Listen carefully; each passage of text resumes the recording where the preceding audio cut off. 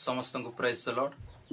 प्रभु जीशु ख्रीष्ट पवित्र नाम रे समस्त को स्वागत जनाए। प्रभु अनुग्रह करी दया करी आम मान को सुंदर सुजोग दे अछंती ताहांकर विषय शिखेबा निमंते, ताहांक विषय जानिबा निमंते, ताहांक वाक्य आलोचना करिबा निमंते। प्रकृत रे आमे धन्य लोक माने, आशीर्वाद लोक माने प्रभु आज पर्यंत आम मान को संभाली नै अछंती। प्रिय प्रभुंकर लोक माने आज आम मान को निमंते आशीर्वाद रो वाक्य आज आम मान को निमंते जेतेबेले आमे वाक्य सुनुछु आमे गोटे आशा रखिकी आमे भरोसा रखी आमे प्रभुंकर वाक्य सुनिबा दरकार, प्रभुंकर वाक्य शिखिबा दरकार। प्रभुंकर वाक्य जेतेबेले आमे सुनुछु ताहा व्यर्थ रे जीवन नाही, किंतु प्रभुंकर वाक्य आमानक जीवन निमंते, आमानक परिवार निमंते, आमानकर ज्ञाति कुटुंब निमंते आशीर्वाद रो कारण हो। प्रिय प्रभुंकर लोक माने आसंतु आज प्रसंग आपण मानक सम्मुख रे रखिबा को चाहे। आंभ मानकर सहायकारी ईश्वर, आंभ मानकर सहायकारी ईश्वर। आज प्रसंगटी आंभ मानकर सहायकारी ईश्वर। हेले आम मानकर परमेश्वर क्यों क्यों अवस्था रे, क्यों क्यों परिस्थिति रे, क्यों क्यों विषय सहाय्य करिवे। से आमान को प्रति मुहूर्त रे, प्रति समय रे, प्रति परिस्थिति रे से आमान को सहाय्य करिबा निमंते इच्छा करंती। आमानकर समस्या जहाँ भी होना कहीं, आमानकर परिस्थिति जहाँ होना कहीं, आमाने क्यों अवस्था रे थिले मध्य आमे जेतेबेले प्रभु को आमे डाकिबा, प्रभुंकर नाम को जेतेबेले आमे उच्चारण करिबा, से आमान को सहाय्य करिबा निमंते तांकर से पवित्र हस्त को आमडे बढ़ाई थांते। प्रिय प्रभुंकर लोक माने सेथि निमंते वाक्य रे लिखा जाए।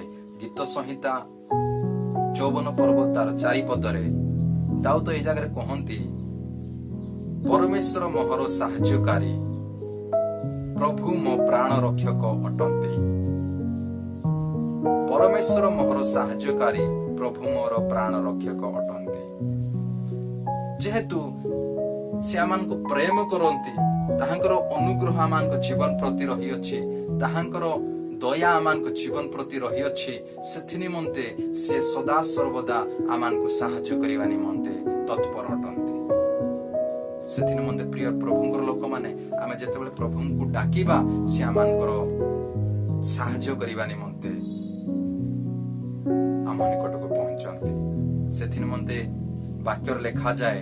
गीत संहिता 62 पर्व तार 8 पदरे, हे लोक माने सबु बेले ताहांको ठारे निर्भर कर। आम माने सबु बेले प्रभुंको उपरे निर्भर रखिबा दरकार, प्रभुंको उपरे आमे आशा रखिबा दरकार, प्रभुंको उपरे निज जीवन को समर्पण करिबा दरकार। ताहांको छामुरे मनर सबु कथा भांगी कुह, परमेश्वर आंभमान को निमंत्रे आश्रय अटंती। से आमान को सहाय्य करिबा निमंते इच्छा करंती, किंतु आम माने आमानकर परिस्थिति प्रभुंको निकट रखुछु कि, प्रभुंको आमर परिस्थिति को जणाउछु कि, जदि आमे जणाउछु ताहेले से आमान को सहाय्य करिबा निमंते तत्पर अटंती। प्रिय प्रभुंकर लोक माने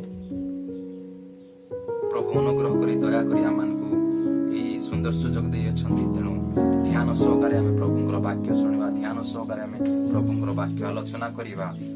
तो लिखा जाए मार्क लिखित सुसमाचार 10 पर्व तार 46 पदरु 52 पद को जेतेबेले आमे अध्ययन करूछु, से जगह बहुत सुंदर भाव लिखा जाए।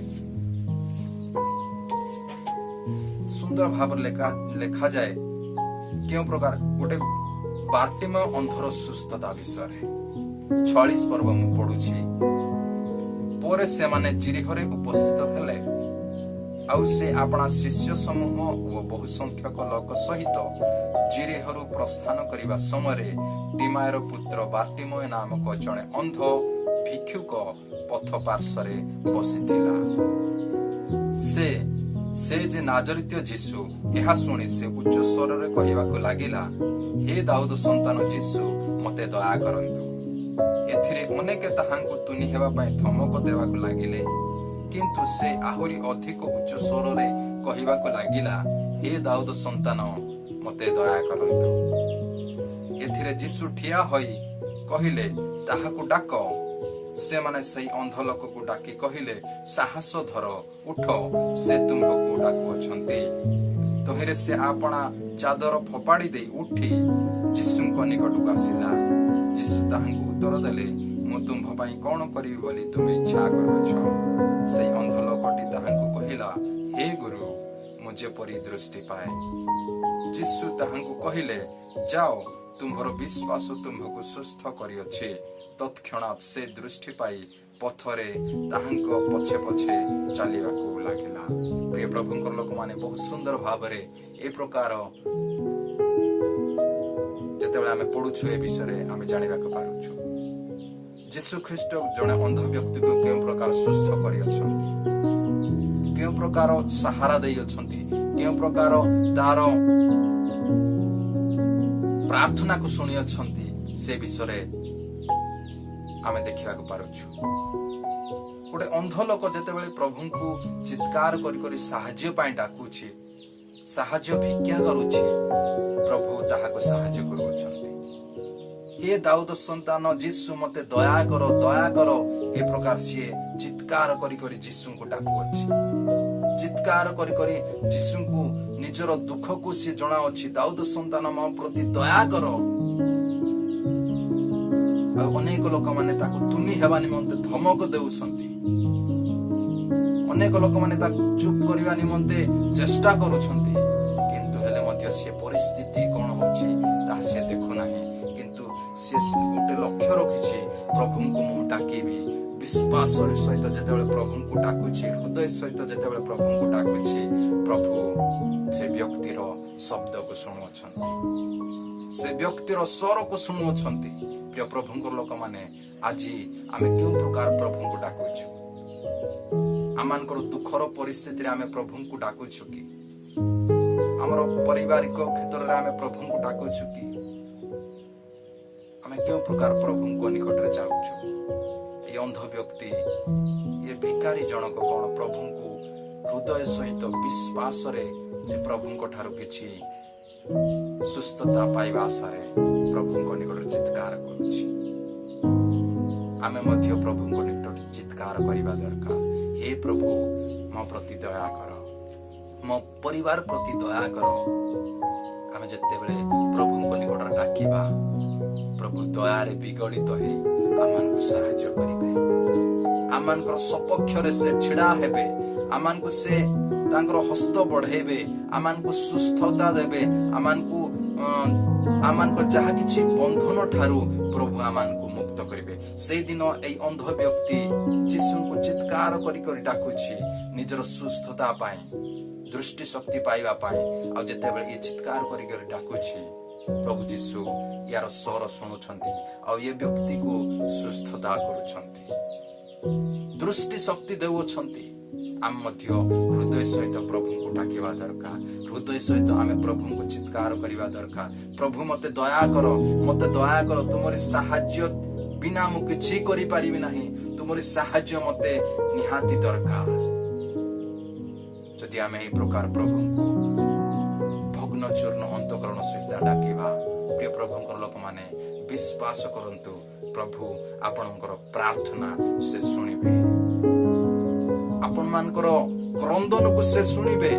ଆଜି ଯଦି ଆମେ ପରିବାର ପାଇଁ କାନ୍ଦୁଛୁ, ଆମେ ପ୍ରଭୁଙ୍କ ନିକଟରେ ଆଣ୍ଠୁ ଭାଙ୍ଗି ଆମେ ପ୍ରଭୁ ମୋ ପରିବାରକୁ ଦୟା କର, ମୋ ପରିବାରକୁ ଦୟା କର, ମୋ ପରିବାରର ପରିସ୍ଥିତି ଏଇଗୁଡାକ ତୁମେ ଜାଣୁଅଛ। ଯଦି ଆମମାନଙ୍କ ଜୀବନରେ ଯଦି ଅସୁସ୍ଥତା ରହିଛି, ଆମ ଶରୀର ଯଦି ଅସୁସ୍ଥତା ରହିଛି, ଆମେ କହିବା ପ୍ରଭୁ ମୋ ଶରୀର ଅସୁସ୍ଥ, ମତେ ତୁମେ ଦୟା କର, ମତେ ସୁସ୍ଥ କର। ଯଦି ବିଶ୍ୱାସର ସହିତ ହୃଦୟର ସହିତ ପ୍ରଭୁଙ୍କୁ ଡାକିବା, ସେ ଆମମାନଙ୍କୁ ସୁସ୍ଥତା କରିବେ, ସେ ଆମମାନଙ୍କୁ ସାହାଯ୍ୟ କରିବା ନିମନ୍ତେ ତାଙ୍କର ହସ୍ତ ବଢାଇବେ। ପ୍ରିୟ ପ୍ରଭୁଙ୍କର ଲୋକମାନେ ତା ସଙ୍ଗେ ସଙ୍ଗେ ଏହି ଅନ୍ଧ ବ୍ୟକ୍ତି ଯେତେବେଳେ ସୁସ୍ଥତା ପାଇଛି, ଆରୋଗ୍ୟତା ପାଇଛି, ସେ 52 ପଦରେ ଆମେ ଦେଖୁଛୁ ସେ ବ୍ୟକ୍ତି କଣ କରିଛି। 52 ପଦରେ ଲେଖାଯାଏ, ଯୀଶୁ ତାହାଙ୍କୁ କହିଲେ ଯାଅ ତୁମ୍ଭର ବିଶ୍ୱାସ ତୁମ୍ଭକୁ ସୁସ୍ଥ କରିଅଛି। ତତ୍କ୍ଷଣାତ୍ ସେ ଦୃଷ୍ଟି ପାଇ ପଥରେ ତାହାଙ୍କ ପଛେ ପଛେ ଚାଲିବାକୁ ଲାଗିଲା। ଦେଖନ୍ତୁ ଏ ଜାଗାରେ ସେ ସୁସ୍ଥ ପାଉଛି आउरी से जीशुंको ठारू दूरेई जाऊ नाही किंतु सुस्थ पाइला पोरे प्रभुंकर पथरे से पछे पछे प्रभुंकर पछे पछे से चालुची। आमे मध्य निज जीवन को प्रभुंको निकट समर्पण करिबा दरकार। निज जीवन को प्रभुंको निकट रखिबा दरकार। आमानकर परिवार को प्रभुंको निकट आमे रखि देबा दरकार। प्रभु आमानकर परिवार जेतेबेले ब्लेसिंग करिवे, आशीर्वाद करिवे, आमानकु सुस्थता देबे, आमानकर समस्या को समाधान करिवे, सेतेबेले आमे प्रभुंको निकट रे विश्वास करि भरोसा रखि ताहांक पथरे आमे चलिबा दरकार। ताहाले अधिकरु अधिक प्रभुंकर अनुग्रह प्रभुंकर आशीर्वाद आम प्रति वर्तिब। तेणु प्रिय प्रभुंकर लोक माने आज गोटे विषय आमे शिखिलु।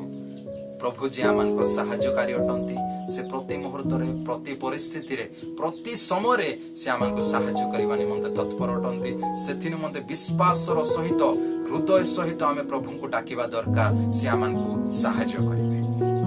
तेणु आसंतु आज आमे प्रभुंको निकट रे विश्वास रखी ताहांको निकट रे प्रति मुहूर्त रे, प्रति समय रे प्रार्थना करिबा दरकार। आमानकर परिस्थिति पाई आमे प्रार्थना करिबा दरकार। आम परिवार पाई आमे प्रार्थना करिबा दरकार। आमानकर व्यक्तिगत जीवन पाई आमे प्रार्थना करिबा दरकार। जदि आमे आत्मिक क्षेत्र रे शिथिल अछु, ए अंध व्यक्ति परि आमे आमानकर आत्मिक क्षेत्र रे आमे अंध हे जाइछु, ताहले प्रभुंको साहाय्य मागंतु, से आपण मानकु साहाय्य करिवे। प्रभु मते तुमे दया करो, मोर आत्मिक क्षेत्र शिथिल हो जाइछि, मोर पवित्र आत्मा रे मते तुमे पूर्ण करो, पवित्र आत्मांकर अभिषेक रे मते तुमे पूर्ण करो, जो द्वारा तुमर इच्छा को पालन करिवि, तुमर वाक्य को पालन करिवि, तुम पथरे चलिवि। ए प्रकार गोटे विश्वासर सहित हृदय सहित आपण माने जदि प्रभुंको डाकिबे, से आपण मानकु निहाती साहाय्य करिवे। प्रिय प्रभुंकर लोक माने सेथिन मते आज आमे गोटे प्रसंग नेलु, आम्भमानकर साहाय्यकारी ईश्वर, आम्भमानकर साहाय्यकारी ईश्वर, से जीशुंको निकट रे आमे प्रार्थना करिबा दरकार। परिस्थिति जहां न काहेकि आमे केउ अवस्था रे अछु, केउ अवस्था रे रहुछु, ताहा गुरुत्व नाही, किंतु आमे प्रभुंको डाकुछु कि नाही, प्रभुंको आमर मनर कथा जणाउछु कि नाही, ताहा गुरुत्व अटे। सेथि निमंते आज निष्पत्ति करंतु, मु आज ठारो प्रभुंको निकट प्रार्थना करिबि, प्रभु जीशुंको मु मोर मनर कथा को कहिबि, प्रभुंको मु डाकिबि, से मते साहाय्य करिवे। ए प्रकार निष्पत्ति नियंतु। प्रभु आपण मानकु आशीर्वाद करिवे। प्रार्थना करिबा। प्रभु जीशु तुमरे धन्यवाद करूछु, तुम स्तुति करूछु आज वाक्य निमंते। ए अंध व्यक्ति जे प्रकार हृदय सहित विश्वास रे सी तुम निकट रे चित्कार करी करी डाकुछि, आ ए व्यक्ति को तुमे सुस्थता देलो, से प्रकार आमे मध्य आमे प्रार्थना करूछु। आमानकर प्रतिटी परिस्थिति रे, प्रतिटी क्षेत्र रे आमानकु तुमे साहाय्य करो, आमानकु तुमे साहाय्य करो।